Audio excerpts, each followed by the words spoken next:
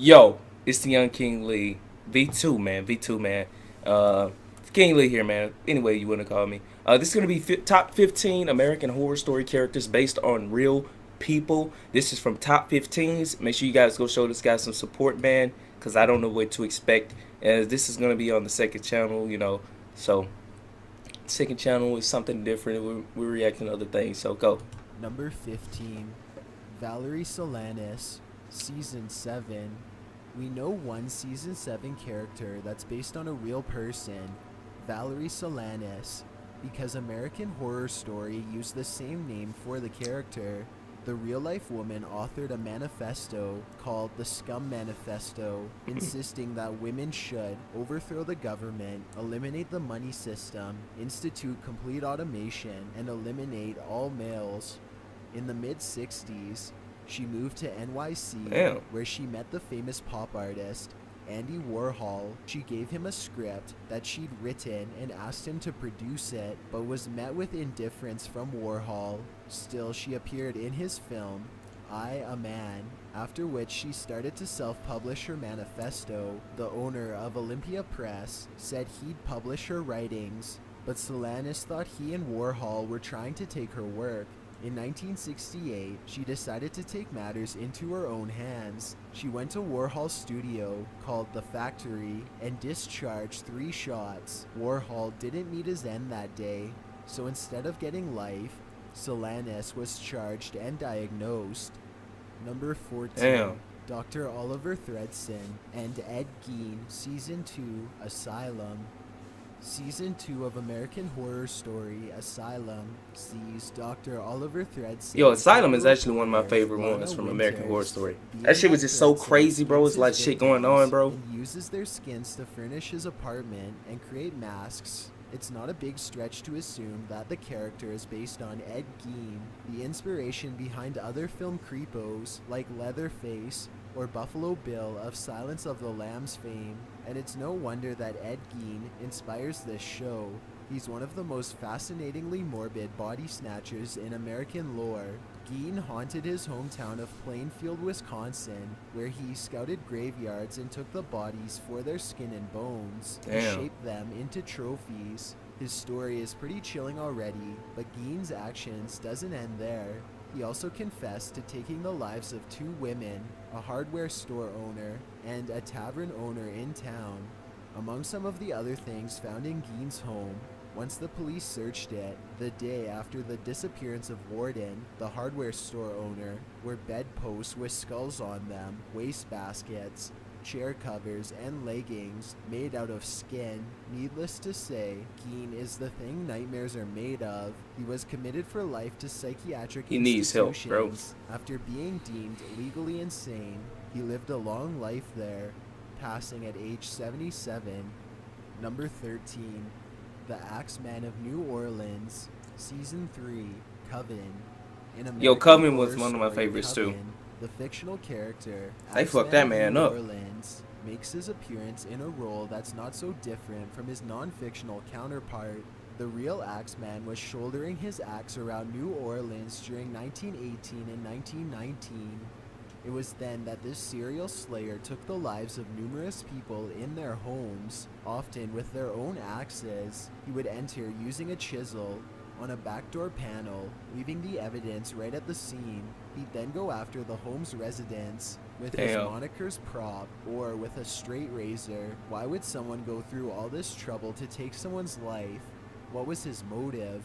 Nothing was ever taken from the people's homes. Some thought that perhaps the mafia was involved, but this was just media speculation. No evidence supported this theory. Still, others thought that the deeds were gender motivated, as men were only knocked off if they got in the way. Otherwise, the man of the house was left alone. The strangest theory, however, was one suggested he ended only those who didn't appreciate jazz. It is corroborated by a letter the alleged perpetrator wrote to the Times-Picayune in March 1919, addressed to the esteemed mortal. The letter was recreated on American Horror Story, and the real thing is still available to the public today. It's fucked up. Number 12, Grace Bertrand by Lizzie Borden, Season 2, Asylum. Another one with an axe liking, Grace Bertrand in Season 2 of American Horror Story is put away for knocking off her father and stepmother, just as the real parent pauper, Lizzie Borden, did.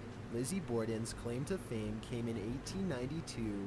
It was then that she was tried and acquitted for the axing of, you guessed it, her stepmother and father. She became infamous for being suspected in the case and for her crazy alibis. She was ostracized after her release from being locked up when she chose to stay in her hometown of Fall River, Massachusetts. Damn. Andrew and Abby Borden met their ends on the morning of August 4th, 1892. Abby went first at sometime between 9 and 10:30, while Andrew went soon after, sometime between 10:30 But didn't they do and something to her? 11:10. As the story goes, Abby went to make the bed that morning and was knocked with a hatchet. She was then dealt 17 direct blows to the back of the head.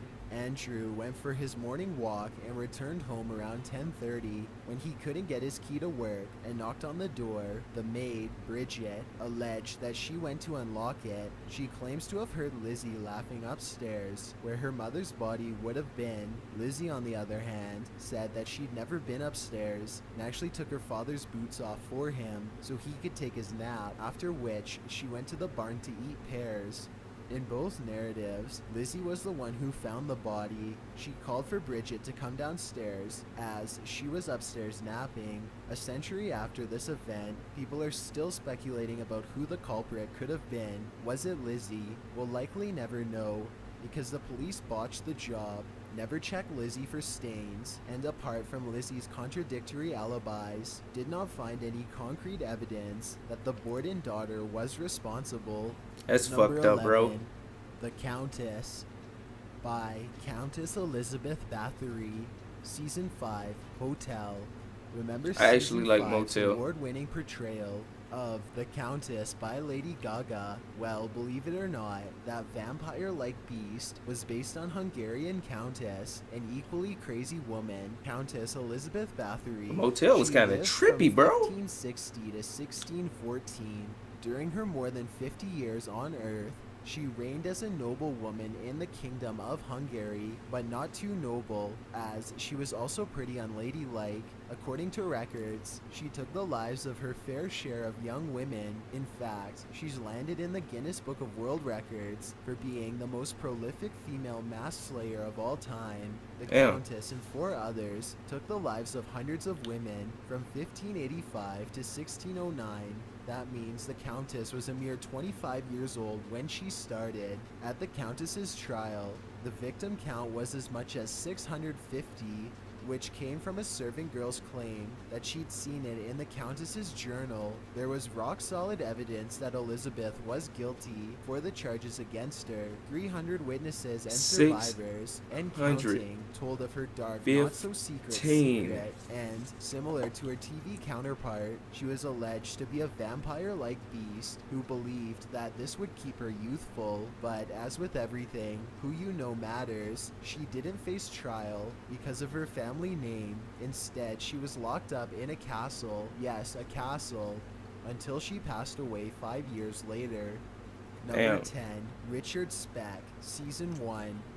In Season 1, a storyline involving 2 nurses in the episode echoes the demise of nurses and what became known in the real-life events involving Richard Speck. On July 13, 1966, Richard Speck made his way into a townhouse that served as a dormitory for student nurses. There, he did unspeakable things to 8 South Chicago Community Hospital nurses. The one female who lived to tell about the events had hidden under the bed when Speck was not in the room. She was able to describe him to authorities after attempting to take his own life not long after.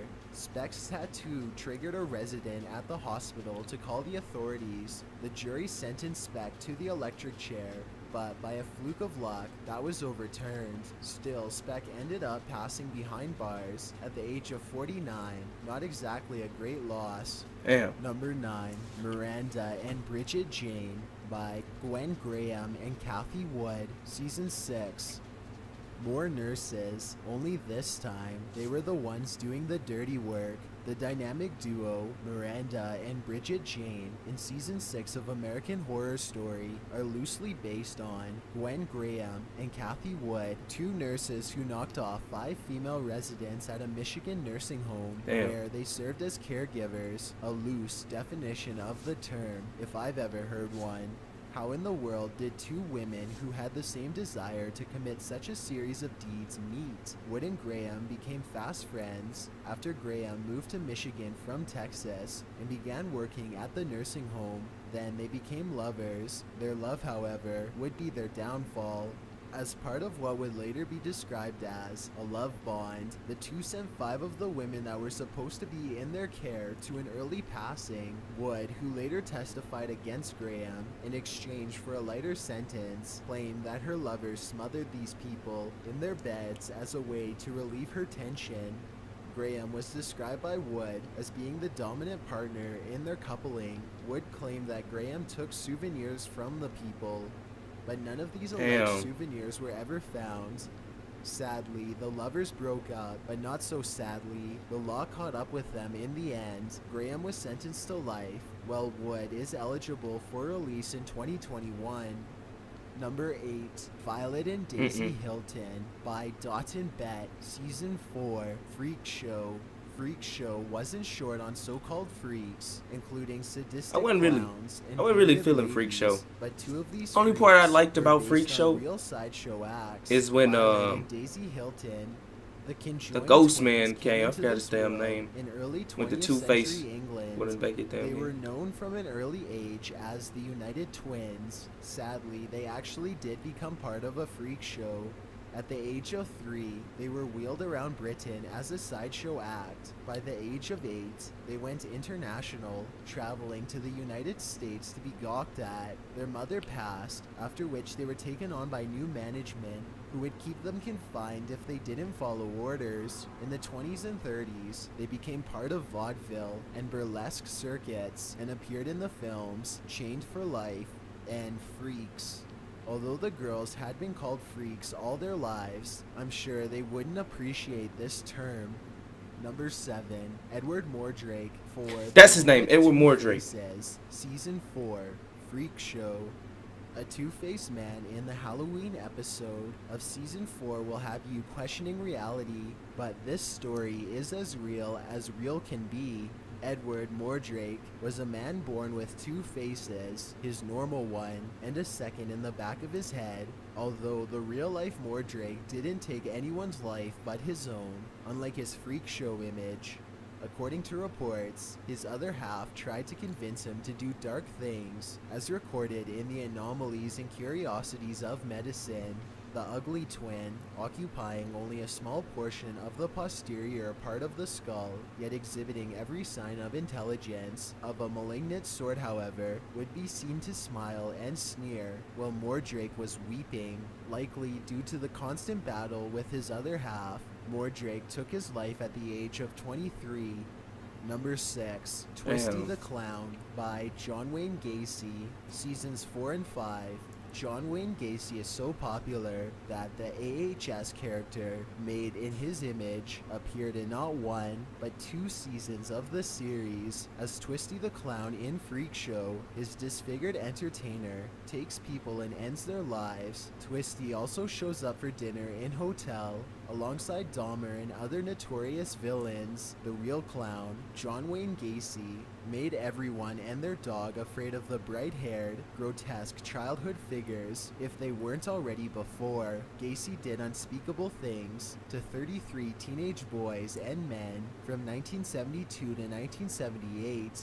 This number is the minimum. It may be higher. Gacy would convince these people to come to his Norwood Park ranch house, either by deception or force. Most of them were hidden in his home's crawl space, while others were thrown into the river or hidden somewhere on his grounds. He became known by his moniker because he dressed as Pogo the Clown for children's parties and parades for charity. Number 5, Madame Delphine LaLaurie by Madame Delphine McCarty, Season 3, Coven. Kathy Bates made Madame Delphine She had to be on the jump list. off the screen.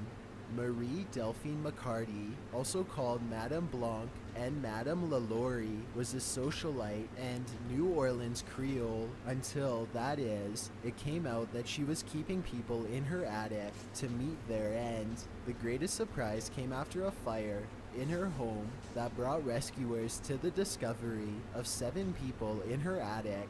The fire was set by the cook, who was trying to end her life.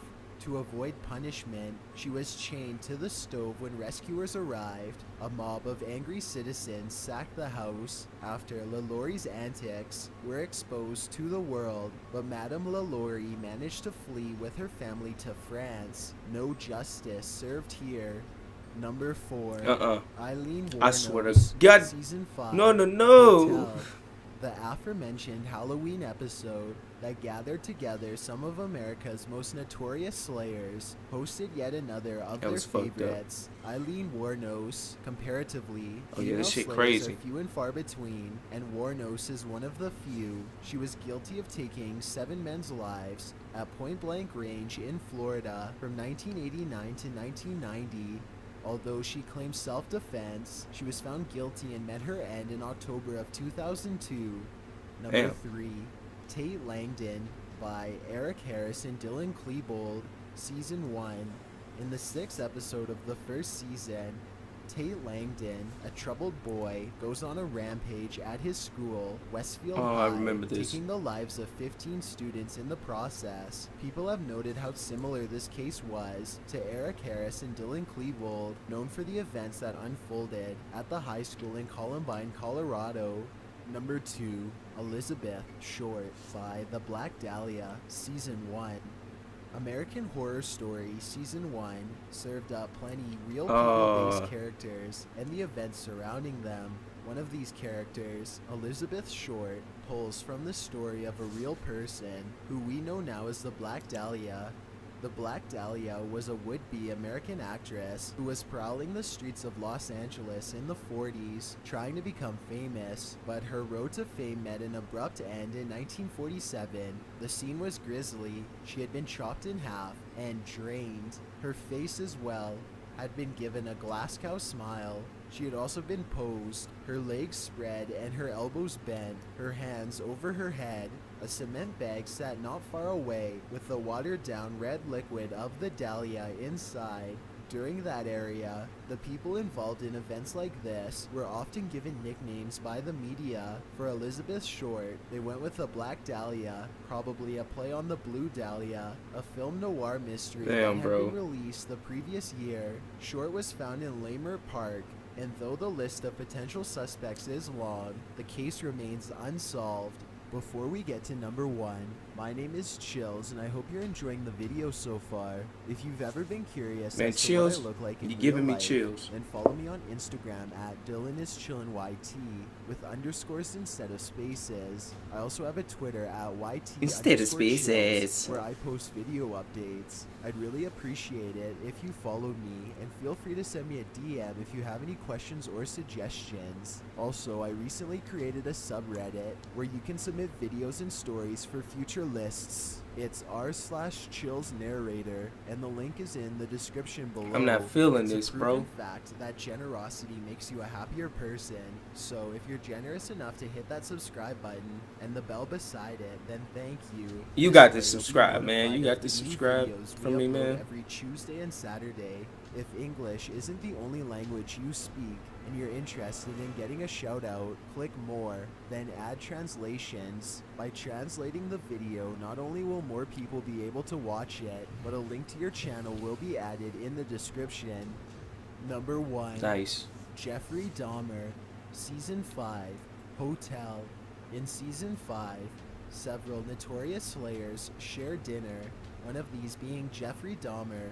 Dahmer went after 17 boys and men between 1978 to 1991. He took their lives. In his later years, even those acts weren't enough for him. When his palate wasn't satisfied, he then took things to much darker levels. Dahmer was just 18 when he first took the life of a stranger. He just graduated high school when he picked up a hitchhiker named Hicks and brought him home to share a drink. When Hicks wanted to leave, Dahmer went after his new friend with a 10-pound dumbbell. His deviant behavior continued into the U.S. Army after he'd been enlisted and trained as a medical specialist. He then lived with his grandmother, which is when he began actively seeking out people. In his own words, he had trained himself to view people as objects of pleasure instead of as people. He took the lives of many in his grandmother's home, and when he moved to his own place in 1990, when he was finally caught, Dahmer was convicted to 16 terms of life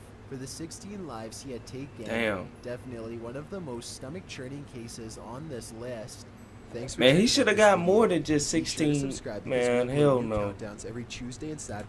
Fucking should have got more than 16, man. That's dude. Let me. Out of all the people, like this man that doesn't even see people as people, they see people as objects, right?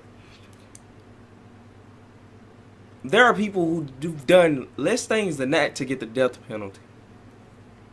This man got consecutive life sentences. Boom, back-to-back consecutive life sentences. Even though he's not going to ever, even though he wouldn't have ever gotten out of prison, I think they still were too lenient. And I don't know, man. I'm not feeling the death penalty neither, but, you know, I don't feel the death penalty either, but I don't think anyone should take anyone's life, but I don't know, bro. This dude, if you're gonna give people life, like death sentences for stuff that aren't even on this type of level, then why wouldn't you give him the death penalty? I'm just saying, man. Let me know what you guys think. I think the death penalty is pretty fucked up. I don't think anyone should take anyone's life. I'm not saying that. I'm just saying, how could you give people who done way less things than this guy that weren't even as heinous as this? And I don't know, man. Anyway, man, I'm out.